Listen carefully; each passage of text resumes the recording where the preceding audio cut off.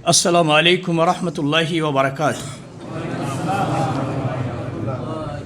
আলহামদুলিল্লাহি রাব্বিল আলামিন ওয়াল আকিবাতু লিল মুত্তাকিন ওয়ালা উদওয়ানা ইল্লা আলাল যালিমিন ওয়াসসালাতু ওয়াসসালামু আলা সাইয়্যিদিল আমবিয়া ওয়াল মুরসালিন নাবিয়্যিনা ওয়া হাবিবিনা ওয়া ইমামিনা ওয়া কুদওয়াতিনা ওয়া কায়েদিনা মুহাম্মদ ইবনে আবদুল্লাহ ওয়া আলা আলিহি ওয়া সাহবিহি ওয়া মান তাবিআহুম বিইহসানিন ইলা ইয়াউমিদ্দিন, আম্মা বাদ। রিয়াদস্থ দারুল বাইদা ইসলামিক দাওয়া সেন্টার কর্তৃক আয়োজিত এই বাৎসরিক ইসলামী সম্মেলনের উপস্থিত আছেন আজকের এই সম্মেলনের প্রধান অতিথি আমাদের সুপরিচিত মুখ ফজিলতুল শেখ আজমল হুসাইন হাফিজাহুল্লাহ রাআ এবং অন্যান্য ওলামায়ে কেরাম, সামনে উপবিষ্ট আমার প্রবাসী দিনী ভাইরা, পর্দার আড়ালে মা ও বোনেরা, আমরা আলোচনার প্রথমে ধন্যবাদ জানাচ্ছি এই দারুল বাইদা ইসলামিক দাওয়া সেন্টার কর্তৃপক্ষকে, বিশেষ করে এই দাওয়া সেন্টারের বাংলা বিভাগের প্রধান আমাদের ছোট ভাই শামীম আখতারকে, যার ঐকান্তিক প্রচেষ্টায় আজকে আমরা একটি সুন্দর প্রোগ্রাম উপহার পাচ্ছি। আল্লাহ রাব্বুল আলামিন এই প্রোগ্রামকে সফল করার জন্য ডাইরেক্ট ইনডাইরেক্ট যত লোক অংশগ্রহণ করেছে সকলকে আল্লাহ রাব্বুল আলামিন উত্তম প্রতিদান দান করুন। আল্লাহ সুবহানাহু ওয়া তাআলার শুকরিয়া জ্ঞাপন করছি যে আল্লাহর অশেষ মেহেরবানি তফুরন্ত দয়ায় যিনি আমাদেরকে যাবতীয় বিপদ আপদ থেকে মাহফুজ রেখে, কারণ আজকে অনেকেই মারাত্মক রোগে আক্রান্ত হয়ে বিভিন্ন হসপিটালে ক্লিনিকে চিকিৎসাধীন রয়েছে, কেউ বা একেবারে জীবনের শেষ প্রান্তে পৌঁছে মৃত্যুর দিন গুনছে, কেউ বা দুনিয়াবি বিভিন্ন অপসংস্কৃতি কাজে মাশগুল রয়েছে। তাই যে রব্বুল আলামিন আমাদেরকে ভালোবেসে এই সুন্দর একটি দিনী মাজলিসে উপস্থিত হয়ে দু একটি কথা বলার এবং শোনার যে সুবর্ণ সুযোগ ভাগ্যে নসিব করে দিলেন, সেই মহান রব্বুল আলামিনের বারগাহে জানাই লাখো কোটি শুকর আলহামদুলিল্লাহ। তোদের রসুল হযরত আহমদ মুজতবা মুহাম্মদ মুস্তফা সাল্লাল্লাহু আলাইহি সাল্লামের প্রতি বর্ষিত হোক লাখো কোটি দরুদ ও সালাম। যে নবীর উম্মত হতে পেরে আজ আমরা সত্যই গর্বিত, মুআজ্জাজ, মহাসম্মানিত। যে নবীর প্রতি একবার দরুদ পড়লে আল্লাহ সুবহানাহু ওয়া তাআলা তার প্রতি 10 বার রহমত নাজিল করেন, সেই নবীর প্রতি আমরা সংক্ষিপ্ত দরুদ পড়ি, বলি আল্লাহুম্মা সাল্লি আলাইহি আল্লাহুম্মা বারিক আলাইহি। ভাইরা সবাই ভালোই আছি? কম বেশি সমস্যা থাকবেই, সুতরাং তারপরও যদি বলা হয় কেমন আছেন, আর বলেন না ভাই নানান সমস্যা, এই দেশে টাকা পাঠাইতে পারছে না, কোম্পানির অবস্থা খারাপ, নানানও সমস্যা। প্রথমে কি এইটা বলবো না আলহামদুলিল্লাহ বলবো? যত বড় সমস্যাই থাক, অ্যাট ফার্স্ট যখন আমাকে জিজ্ঞাসা করা হবে ভাই কেমন আছেন, সন্তুষ্ট চিত্রে একেবারে অন্তর থেকে আমরা বলবো কি ভাই, কারণ আল্লাহ আমাকে যে পজিশনে রেখেছেন আমার থেকে ডাউন পজিশনের লোক নাই। আমি তো সুস্থ আছি, আপনি দেখেন হসপিটালে যান কত লোক অসুস্থ। রাসূল সাল্লাল্লাহু আলাইহি ওয়াসাল্লাম বলছেন, সকালবেলা যেই ব্যক্তি সুস্থ অবস্থায় ঘুম থেকে জাগে এবং ওই দিনের তার বাসায় খাবার রিজার্ভ আছে, ও সবচেয়ে ধনী ব্যক্তি। ও সবচেয়ে কি ব্যক্তি? ও সবচেয়ে ধনী ব্যক্তি। এই জন্য ভাইরা আমার, আল্লাহ সুবহানাহু ওয়া তাআলার শুকরিয়া আমরা বেশি জ্ঞাপন করি। দেখেন না, আরবিয়ানদের যদি আপনি সালাম দেন আল্লাহর প্রশংসা করতেই থাকে, কিন্তু আমাদের এই কালচার নেই। সমস্যার কথা বলে আমরা শেষ করতে পারি না। না ভাই, প্রথমে আল্লাহর শুকরিয়া আদায় করব। কি করব? আমরা যে এখানে এসেছি, এখানে আসা থেকে আমাদের লস হয়েছে না ক্ষতি হয়েছে? হ্যাঁ, আপনি কি চিন্তা করেছেন এই মাজলিসটা কত গুরুত্বপূর্ণ? যতক্ষণ পর্যন্ত এইখানে আমরা অবস্থান করব যেন আমরা জান্নাতের বাগানে অবস্থান করছি। যতক্ষণ আমরা এখানে অবস্থান করব, অলরেডি চতুর্দিক দিয়ে আল্লাহর রহমতের ফেরেশতা আমাদেরকে বেষ্টন করে আছেন। এবং শুধু তাই নয়, ফেরেশতারা মাসুম, আল্লাহ রাব্বুল আলামিনের কাছে আমাদের রহমত মাগফিরাত কামনা করে কন্টিনিউ দোয়া করছে, আল্লাহুম্মা মাগফির লাহুম আল্লাহুম্মা আরহামহুম। হে আল্লাহ আপনি তাদের প্রতি রহম করুন, হে আল্লাহ আপনি তাদের প্রতি তাদের গুনাহ খাতা মাফ করুন। সুতরাং এখানে এসে আমাদের ক্ষতি হয় নাই। কি হয় নাই? আরও লাভের কথা শুনুন। আল্লাহ রাব্বুল আলামিন বলেন, হাদিসে কুদসিতে এসেছে, হে আদম সন্তান, হে আমার বান্দারা, তুমি ইবাদতের জন্য কিছু সময় বের করে নাও, কিছু সময় তুমি ইবাদতের জন্য বের করে নাও। তাহলে কি হবে? এর দ্বারা যতটুক সময় তুমি এখানে ব্যয় করবা, তুমি মনে করছো যে এই সময় আমি ওভারটাইম করলে কিছু টাকা পেতাম, এই সময় হয়তো এই করলে আমি কিছু লাভবান হতাম। না বান্দাগো, কিছু সময় যদি তুমি আমার ইবাদতের জন্য যদি ব্যয় করো, তাহলে আমি তোমার অন্তরকে দারিদ্রতা বিমোচন করে আমি তোমার অন্তরকে ধনী বানিয়ে দেব, এবং আমি তোমার অভাব অনটন সব কিছু আমি আল্লাহ দূর করে দেব। আর যদি তুমি না করো উল্টা, তাহলে তোমার সব সময় আমি তোমাকে ব্যস্ততাই যেন সবসময় পেয়ে বসবে, এবং তোমার অভাব দূর হবে না। অভাব কি হবে না? অভাব দূর হবে না। এই জন্য ভাইরা আমার, বরকত বলে একটি জিনিস আছে, আমাকে বিশ্বাস করতে হবে। অনেক ভাই 1000-1500 টাকা মান্থলি বেতন পায়, সে যত হচ্ছে উন্নতি করছে, আর্থিকভাবে আল্লাহ যত তাকে সচ্ছলতা দান করছে, অনেকেই 5000 রিয়াল বেতন পায়, মাসের শেষে ও টাকা ধার না করে ওই কয়েকদিন চলতে পারে না। আছেন এরকম? সুতরাং বরকত বলতে একটা জিনিস আছে ভাইরে, এটা আমাদেরকে বিশ্বাস করতে হবে। আর একটা জিনিস, সব সময় আমরা আনন্দ ফুর্তিতে থাকব। এই আশেপাশে দেখবেন অনেকেই অনেক টাকা কামাই করছে, আপনাকে শয়তান বিভিন্ন অচুয়াচা দিবে, হালাল হারামের কোনো পার্থক্য নির্ণয় না করে টাকা কামাই করছে। আপনি এইটা দেখে আপনি হয়তো আফসোস করবেন। ভাইরা আমার, যেদিন আমি দুনিয়াতে আসি নাই, মায়ের পেটে যেদিন আমার বয়স হয়েছিল 4 মাস 120 দিন, সেই সময় আল্লাহ রাব্বুল আলামিন ফেরেশতা মায়ের পেটে পাঠিয়ে দিয়ে 4টি জিনিস আল্লাহ লিখিয়ে দিয়েছেন দুনিয়াতে আসার পূর্বেই। তার মধ্যে অন্যতম হচ্ছে যে কি পরিমাণ সম্পদের মালিক হব, আল্লাহ রাব্বুল আলামিন সেইটা কিন্তু নির্ধারণ করে রেখেছেন। সুতরাং এই পরিমাণ সম্পদ আল্লাহ আমাকে মৃত্যুর আগে প্রদান না করার 1 সেকেন্ড আগেও আল্লাহ আমার মৃত্যু দান করবেন না। তবে এই ক্ষেত্রে আমাকে চেষ্টা করতে হবে হালাল পন্থায়। হালাল পন্থা আমি চেষ্টা করব, তারপর আল্লাহ রাব্বুল আলামিন আমাকে এই টার্গেটে পৌঁছাবেন। আমরা হয়তো দেশে থাকতে কেউ গার্মেন্টসে চাকরি করতাম, কেউ কৃষি কাজ করতাম, কেউ বা দিন মজুরি কাজ করতাম। বন্ধু, এক খালাতো ভাই, ফুফাতো ভাই বলে যে একটা ভিসার ব্যবস্থা হয়েছে, আমি চিন্তা করিনি, কিন্তু আল্লাহ আমাকে ওই টার্গেটে পৌঁছাবেন।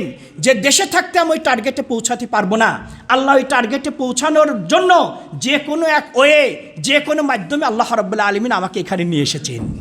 সুতরাং ভাইরা আমার, খাই এই ফুলুস নিয়ে এটা বেশি টেনশন করব না। আল্লাহ যেটা তাকদিরে রেখেছেন সেইটা দিবেই। এই দিনী প্রোগ্রামে এইগুলো আমরা উপস্থিত হব, দিনী এলেম অর্জন করবেন। অনেকেই বলে যে ও এখানে কি বলবে, পিতামাতার খেদমত করতে হবে, এই মানে মিথ্যা কথা বলা যাবে না, এই মানে নামাজ পড়তে হবে, এগুলো আমার জানা আছে, আপনি ওখানে খ্যাপসা খেতে যান, হয়ে গেল, ও বড় মুফতি। ভাইরা আমার, ইসলাম সম্পর্কে যত জানবেন, আল্লাহ সম্পর্কে যত জানবেন, অন্তরে আপনি তত ভয় বেশি সৃষ্টি হবে। আমরা জানি সুদ খাওয়া পাপ, কত পাপ, শুধু জানি পাপ, কত পাপ। রাসূল সাল্লাল্লাহু আলাইহি ওয়াসাল্লাম বলেছেন যে মানে আর রিবা সাবউনা জুজআ আইসারুহা আইয়ানকিহার রাজুল উম্মা, সুদের পাপ এই 70টা স্তর রয়েছে। সর্বনিম্ন পাপ হচ্ছে আপন জন্মদাতা মায়ের সাথে কেউ যদি মানে অপকর্মে লিপ্ত হয়, যেই পাপ করলো সেজন্য সে পাপ করলো। অন্য বর্ণনায় এসেছে দিরহামুর রিবা ইয়াকুলুহুর রাজুল ওয়া হুয়া ইয়ালাম আশাদ ইনদাল্লাহ মিন সিত্তাতি ওয়া সালাসিনা জানিয়া। জেনে বুঝে যদি 1 দিরহাম পরিমাণ যদি কেউ সুদ খায়, 1 দিরহাম সামান্য কয়েক টাকা, এটা রৌপ্য মুদ্রাকে বলা হয় এই মানে দিরহাম, আর স্বর্ণ মুদ্রাকে বলা হয় দিনার। তো 1 দিরহাম পরিমাণ যদি কেউ সুদ খায়, তাহলে 36 বার জিনা করলে যে অপরাধ, সেজন্য আল্লাহর লিস্টে এই অপরাধ যেন সে করল।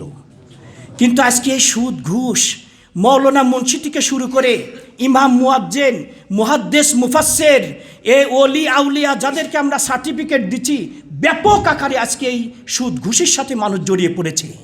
ইন্নামা ইয়াখশাল্লাহ মিন ইবাদিহিল উলামা। সুতরাং ইসলাম সম্পর্কে যতই শিখবেন আপনার জন্য মূর্খ, কিছুই শেখেননি। এই জন্য জানার কোনো শেষ না ভাইরা আমার, তাই জানতে হবে, আমল করতে হবে, মানুষের কাছে সাধ্য মতন প্রচার করতে হবে। ভাইরা আমার, রমজান মাস শাহরুর রমাদান, শাহরুল করিম, এই মাসকে কিভাবে আমরা স্বাগতম জানাবো? এই মাসের পূর্বে আমাদের প্রস্তুতি কেমন হওয়া উচিত? উলামায়ে কেরামগণ বক্তব্য দিয়েছেন, আরও দিবেন, কিন্তু আমি বলবো ভাইরা আমার, এই যে রমজান মাস আসছে, এতে কি আপনারা খুশি না বেজার? হ্যাঁ, যারা হচ্ছে ওই গ্যাস্ট্রিক রোগ, এদের এখন চিন্তা শুরু হয়ে গেছে।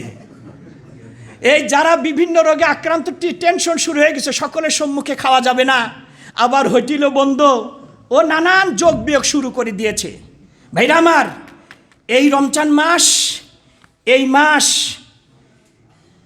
আসার পূর্বে আমাদের সলফে সালিহিন উলামায়ে কেরামগণ 6 মাস আগের থেকে আল্লাহর কাছে দোয়া করতেন, আল্লাহুম্মা বাল্লিগনা রমাদান, আল্লাহুম্মা বাল্লিগনা রমাদান। হে আল্লাহ, রমজান পর্যন্ত আমাদেরকে সুস্থ সবল রেখে রমজান পর্যন্ত পৌঁছে দিন, যাতে করে এই মাসের সিয়াম, কিয়াম, তিলাওয়াতুল কোরআন, সদকা, ফিতরা, যত ভালো আমল আছে, এই ভালো আমল করে আল্লাহ আপনার নৈকট্য লাভে ধন্য হতে পারি। আল্লাহ রমজান পর্যন্ত আমাদেরকে পৌঁছাই দিন। কয় মাস আগের থেকে ভাই দোয়া করতেন? আর আপনি এই 2 সপ্তাহ আগের থেকে বেশি পরিমাণে দোয়া করবেন না? ভাইরা আমার, প্রথমত রমজান স্বাগতম জানানোর পূর্বে আমাদের অন্তরটাকে পরিশুদ্ধ করতে হবে। অন্তরকে কি করতে হবে?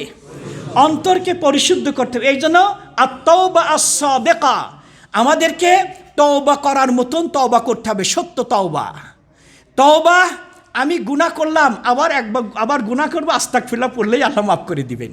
নো, তওবা, আমাকে তওবা সাদিকা, আমাকে তওবা করতে হবে প্রথমে। ভাইরা আমার, তওবাকে এত গুরুত্ব এসেছে, আল্লাহ রাব্বুল আলামিন বলছেন, আস্তাগফিরুল্লাহ ইন্নাল্লাহ গফুরুর রহিম। তোমরা আল্লাহর কাছে ক্ষমা চাও, নিশ্চয় আল্লাহ রাব্বুল আলামিন তোমাদেরকে ক্ষমা করে দিবেন। ভাইরা আমার, আমরা এখানে যারা উপস্থিত আছি, কেউ বলতে পারবো আমি গুনাহ করিনি? বলেন না কেন? কেউ যদি বলে আমি গুনাহ করিনি, ও বড় কাযযাব, ও বড় মিথ্যুক। গুনাহ আমাদের দ্বারা কন্টিনিউ হয়ে যাচ্ছে ভাইরা আমার। এই জন্যই আমরা গুনাহ করতে ভালোবাসি, এটাই স্বাভাবিক। শয়তানে ওয়াসওয়াসায় আল্লাহ রাব্বুল আলামিন গুনাহ মাফ করতে ভালোবাসেন। এই জন্য ভাইরা আমার, আমরা নিরাশ হব না। আপনি হয়তো ভাবতে পারেন আমি অনেক গুনাহ করেছি, অনেক নামাজ আমার কাজা হয়ে গেছে, অনেক মানুষের অন্যায় করেছি, অনেক মিথ্যা কথা বলেছি, অনেক সিয়াম আমার কাজা হয়ে গেছে, অনেক অনেক অনেক ইবাদত থেকে আমি মাহরুম হয়ে গেছি, যত পাপ করেছি মনে হয় আল্লাহ মাফ করবেন না। না, কুল ইয়া ইবাদিয়াল্লাযীনা আসরাফু আলা আনফুসিহিম লা তাকনাতু মির রাহমাতিল্লাহ ইন্নাল্লাহা ইয়াগফিরু যুনুবা জামিআ ইন্নাহু হুয়াল গফুরুর রহিম। বান্দাগো, তোমরা নিরাশ হইও না, যত পাপই করো আমার কাছে, আমার দিকে আগায় আসো, আমি আল্লাহ তোমাদের গুনাহ খাতা মাফ করে দেব। এই জন্য ভাইরা আমার, তওবা করতে হবে। রাসূল আকরাম সাল্লাল্লাহু আলাইহি ওয়াসাল্লাম তিনি বলেছেন, আল্লাহে, আল্লাহর কসম খেয়ে তিনি কোনো কথা বলবেন, কসম খাওয়ার দরকার নেই। আল্লাহে ইন্নী লা আস্তাগফিরুল্লাহ ওয়া আতুবু ইলাইহি ফিল ইয়াউম আকসার মিন ৭০ মাররা। আল্লাহর কসম খেয়ে বলছি, শুনে রাখো গো এই তওবার গুরুত্ব কতটুকু। আমি মুহাম্মদ সাল্লাল্লাহু আলাইহি সাল্লাম প্রত্যেক দিন ৭০-এর অধিকবার আমি মুহাম্মদ সাল্লাল্লাহু আলাইহি আল্লাহর কাছে তওবা এবং মাগফিরাত কামনা করে থাকি। অন্য বর্ণনা এসেছে, হে মানুষেরা, তোমরা তওবা করো। জেনে রাখো, আমি প্রত্যেক দিন ১০০ বার তওবা পড়ি। কত? আকাদ গফারাল্লাহু মা তাকাদ্দামা মিন যামবি ওয়া মা তাআখার।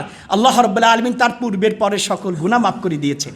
এরকম সার্টিফিকেট যদি আমরা পেতাম তাহলে কিছুই করতাম না। তাফাত্তারা কদামা, এত তিনি রাত্রি জেগে কোরআন তিলাওয়াত করতেন। 1 রাকাতে তাহাজ্জুদ নামাজে সোয়া 5 পারা কোরআন তিনি পড়েছেন। দীর্ঘক্ষণ দাঁড়িয়ে থাকার দরুনে রক্ত জমাট হয়ে পাও ফুলিয়ে যেত। স্বামীর এই কষ্ট দেখে স্ত্রীর দয়া মায়া বলেই ফেলে, ইয়া রাসূলুল্লাহ, এত কষ্ট আপনি কেন করেন? আল্লাহ তো আপনার সব গুনাহ মাফ করে দিয়েছেন। রাসূল বলতে পারতেন, আসলেই তো তাই, কিন্তু না গো আয়েশা গো, আল্লাহ সুবহানাহু ওয়া তাআলার অসংখ্য নিয়ামত যে আমি ভোগ করছি, যতই আমি ইবাদত করি গো আয়েশা, আল্লাহর নিয়ামতের শুকরিয়া আদায় করে আমি শেষ করতে পারবো না। সুতরাং ভাইরা আমার, এই আব্দুল্লাহ বিন ওমর রাদিয়াল্লাহু তাআলা আনহুমা তিনি বলছেন যে, ইন লাকুন্না লানাউদ্দু লিরাসূলিল্লাহ সাল্লাল্লাহু আলাইহি সাল্লাম ফিল মাজলিস আল ওয়াহিদ মানে তাগিদ দিয়ে বলেছেন, অবশ্যই আমরা একই মাজলিসে রাসূল সাল্লাল্লাহু আলাইহি সাল্লামকে আমরা গণনা করেছি এইটা বলতে যে তিনি এইভাবে তওবা পড়তেন, যে আল্লাহর কাছে তিনি তওবা পড়তেন, রব্বিক ফিরলি অতুব আলাই ইন্নাকা আনতাত তাওয়াবুর রহিম। এইটা তিনি একই মজলিসে 100 বার পড়েছেন। কতবার? 100 বার পড়েছেন। সুতরাং ভাইরা আমার, আয়েশা সিদ্দিকা রাদিয়াল্লাহু তাআলা আনহা বলছেন, তুবা লিমান ওয়াজাদা ফি সহিফাতিহি ইস্তিগফারান কাসীরা। ওই ব্যক্তির জন্য সুসংবাদ, ওই ব্যক্তির জন্য আনন্দের বিষয় যে কিয়ামতের দিন তার আমলনামায় অনেক ইস্তিগফার দেখতে পাবে। এই জন্য ভাইরা আমার, আমাদের এই শেখ বিন বাজ রাহিমাহুল্লাহর ছাত্র যারা মানে সরাসরি বসেছে, বলছে শায়েখ কিল কল, কি বলছেন এইটা নিয়ে ব্যস্ত থাকতেন না, ছাত্রদেরকে পড়াইতেন, সময় হলেই সুবহানাল্লাহ আলহামদুলিল্লাহ ওয়ালা ইলাহা ইল্লাল্লাহ আল্লাহু আকবার, সব সময় তার জবান যেন এই আল্লাহর মানে জিকিরেই যেন তরুতাজা থাকতো। সবচেয়ে সহজ আমল জান্নাতে যাওয়ার সেইটা হচ্ছে আল্লাহর জিকির করা। কি করা ভাই? একবার সুবহানাল্লাহ বলে আপনি একটা সৎকার নেকি পাবেন। কি পাবেন? একটা সৎকার। সুতরাং প্রথমে আমাদেরকে তওবা করতে হবে, অন্তরটা পরিশুদ্ধ করতে হবে, গীবত, চুগলি, পরনিন্দা, হিংসা, বিদ্বেষ সব কিছু পরিহার করে অন্তরটাকে পরিশুদ্ধ করে এই মাহে রমজানকে আমাদেরকে স্বাগতম জানাতে হবে। নাম্বার 1। নাম্বার 2, যেটি বললাম, বেশি বেশি করে আমরা দোয়া করব। বেশি বেশি করে কি করব ভাই? বেশি বেশি করে আল্লাহ রাব্বুল আলামিনের কাছে আমরা দোয়া করব যেন আল্লাহ রাব্বুল আলামিন আমাদেরকে সুস্থ সবল রেখে পৌঁছে দেয়। তৃতীয় যেটি, সেটি হচ্ছে এই যে রমজান মাস পেয়ে আমরা আনন্দ বোধ করব। কি করব? আনন্দ বোধ করব। রাসূল আকরাম সাল্লাল্লাহু আলাইহি সাল্লাম রমজান আসার পূর্বেই সাহাবীদেরকে তিনি সুসংবাদ দিতেন। কি দিতেন? কদ জাআকুম শাহরুন কারীম, শাহর মুবারক। ওগো, তোমাদের নিকটে বরকতময় করুণাময় মাস আগমন করেছে। জানো এই মাস কি? এই মাসে আগমনের উপলক্ষে আল্লাহ সমস্ত জান্নাতের দরজা খুলে দেন, যাতে করে বান্দার জান্নাতে যাওয়ার শখ তৈরি হয়, উৎসাহ সৃষ্টি হয়। সমস্ত জাহান্নামের দরজা ক্লোজ করে দেওয়া হয়, জাহান্নামে কেউ যেতে চায় না। সর্বনিম্ন জাহান্নামের শাস্তি যেটি হচ্ছে মানে আবু তলেব রাসূলের চাচার হবে, তা হচ্ছে এই জাহান্নামের জুতা পরিয়ে দেওয়া হবে, তাতে হচ্ছে আগুন লাগিয়ে দেওয়া হবে, আগুনের তীব্রতা পর্যায়ক্রমে মাথায় পৌঁছা যাবে, এই আগুনের তীব্রতায় মাথার ঘেলু টপ টপ করে মাটিতে পড়বে। এটা হচ্ছে জাহান্নামবাসীদের সর্বনিম্ন আযাব। এর নিচে কোনো আযাব নাই, এর নিচে কোনো কি নাই? আযাব নাই। ভাইরা আমার, আমরা প্রত্যেক দিন সকাল বিকালে এই জাহান্নাম থেকে 3 বার, অন্য রিওয়ায়াত আছে 7 বার আল্লাহুম্মা আজিরিনি মিনান নার, আল্লাহুম্মা আজিরিনি মিনান নার, আল্লাহুম্মা আজিরিনি মিনান নার 7 বার আমরা বা 3 বার আল্লাহর কাছে এই জাহান্নাম থেকে যদি পানা চাই, কিয়ামতের দিন জাহান্নাম বলবে, আল্লাহ এই ব্যক্তি আমার থেকে পানা চেয়েছে, আল্লাহ জাহান্নামে একে দিও না। এরপরে আল্লাহর কাছে আমরা জান্নাত চাবো, আল্লাহুম্মা নাসআলুকাল জান্নাতাল ফিরদাউস, আল্লাহুম্মা নাসআলুকাল জান্নাতাল ফিরদাউস। তাহলে জান্নাত বলতে থাকবে, আল্লাহ আপনার এই বান্দা জান্নাত চেয়েছে, আপনিকে জান্নাত দান করুন। সুতরাং সকাল বিকালে এইটা 3 বার 7 বার আমরা পাঠ করার চেষ্টা করব।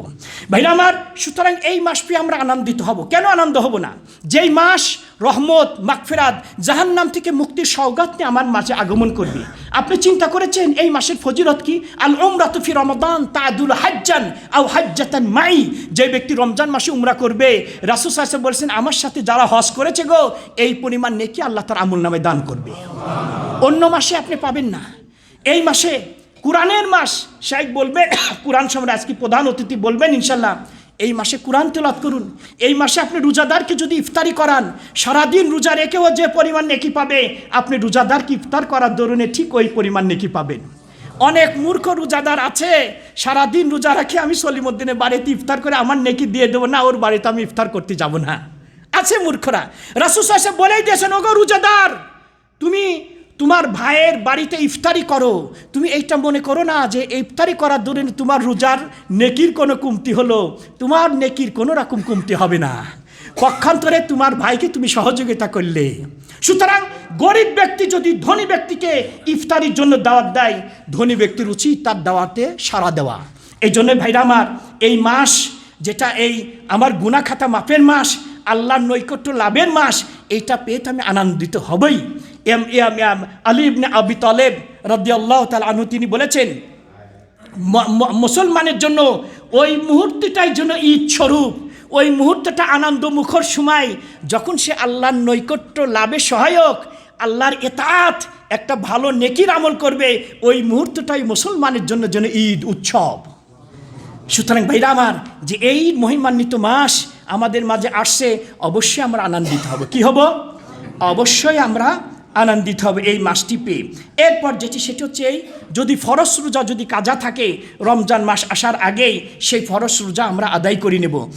ইমাম আহমদ বিন হাম্বল রাহিমাহুল্লাহ বলেছেন, যদি আপনি ফরজ রোজা যদি কাজা না করেন, অথচ নেক্সট রমজান যদি এসে যায়, এই রমজানের পরে তো বিগত রমজানের ফরজ রোজা আপনাকে কাজা আদায় করতে হবে, সাথে সাথে আপনাকে কাফারাও দিতে হবে। প্রত্যেক রোজার জন্য আপনাকে আধা সা 1.5 কেজি পরিমাণ চাউল মিসকিনকে দান করতে হবে। এই জন্য আয়েশা সিদ্দিকা রাদিয়াল্লাহু তাআলা আনহা তিনি বলছেন যে আমি এই শাবান মাসেই আমার যে কাজা থাকতো রমজানের কাজা, সেইটি আমি আদায় করে নিতাম। এরপরে যেটি সেটি ভাই, রমজান আসার পূর্বে আমরা একটু রিসার্চ করব। আমরা এই রমজান আসার পরে একটু রমজানে মাসলা মাসাল একটু পড়ব, কিন্তু অনেকেই না পড়ে, শেখ আমি এইটা করেছি, স্ত্রী সহবাস করে ফেলেছি, এই করেছি সেই করেছি। সুতরাং এই জন্য আমরা চেষ্টা করব ভাইরা আমার, রমজানের আহকাম সংক্রান্ত বইগুলো বা বিজ্ঞ ওলামায়ে কেরামদের লেকচার আমরা শুনবো, যাতে করে মোটামুটিভাবে কি কাজ করলে আমার রোজা ভেঙে যায়, এই যাতে এগুলো আমরা সতর্ক থাকি। অন্য অন্য মাসলা মাসাইল এগুলো ইনশাল্লাহ আমরা জানার জন্য চেষ্টা করব।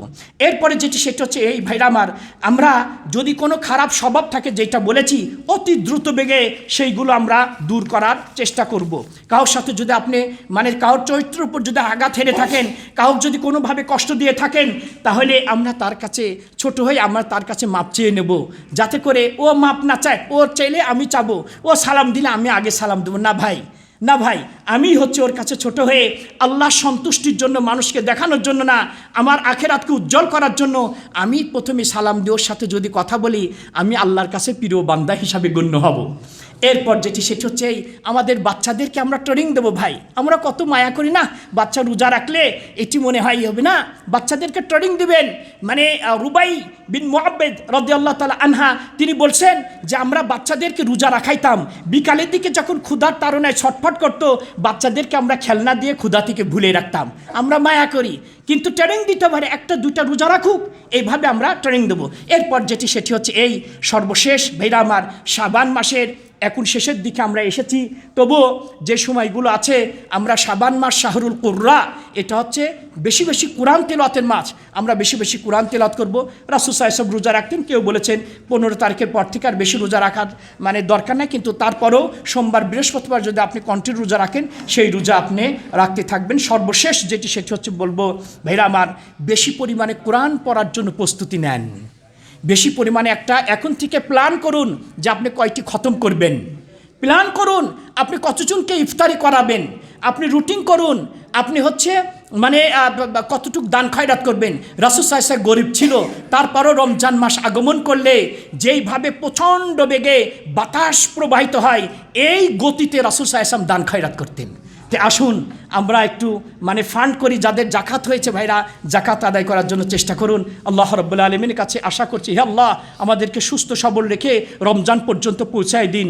এটা অসম্ভব কিছুই নাই যে এই রমজান আমার জীবনের শেষ রমজান।